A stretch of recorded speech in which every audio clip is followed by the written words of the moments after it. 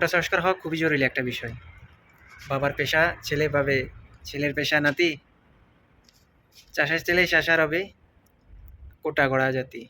কোটা প্রথা নিপাত যাক, মেধাবীরা মুক্তি পাক। আসসালামু আলাইকুম। কী অবস্থা সবার? কেমন আছেন? আসলে আজকে আমি কোটা সংস্কার নিয়ে দু একটা কথা বলতে চাই। আসলে কোটা সংস্কার হওয়াটা খুবই জরুরি এবং খুবই যুক্তিসঙ্গত একটা বিষয়। কারণ এটা হওয়াটা খুবই জরুরি, কারণ আমাদের নতুন প্রজন্মের জন্য, নতুন একটা রাষ্ট্র গড়ার জন্য এটা আমাদের আসলে খুবই প্রয়োজন। কারণ বর্তমানে মামা খালু না থাকলে কেউ চাকরি পায় না। আপনার টাকা না থাকলে আপনি চাকরি পাবেন না। আপনার মামা খালু না থাকলে আপনি চাকরি পাবেন না।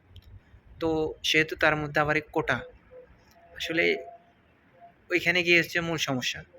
কোটার কারণে আসলে কিছু বরাদ্দ থাকে, যার কারণে আমরা চাকরি পাই না, বা যারা শিক্ষিত হয়ে ভালো একটা রেজাল্ট করে চাকরি পায় না, চাকরির জন্য ঘুরতে হয়, মা-বাবার কথা শুনতে হয়।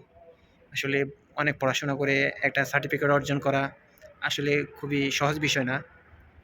কিন্তু যখন দেখবেন আপনি চাকরিটা পাবেন না, তখন আপনি খুবই হতাশায় ভুগবেন। আপনার ফ্যামিলি আপনাকে হয়তো সাপোর্ট দিবে, বাট বাইরে থেকে আপনাকে অনেক কথা শুনতে হবে, অনেকজন অনেক কথা বলবে।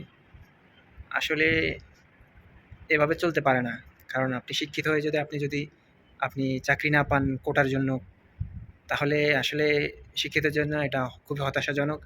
আর নতুন প্রজন্মে যারা আসতেছে আসলে তাদের জন্য খুব হতাশার হয়ে পড়বে। কারণ যখন দেখবে কোটার জন্য তারা চাকরি পাইতেছে না।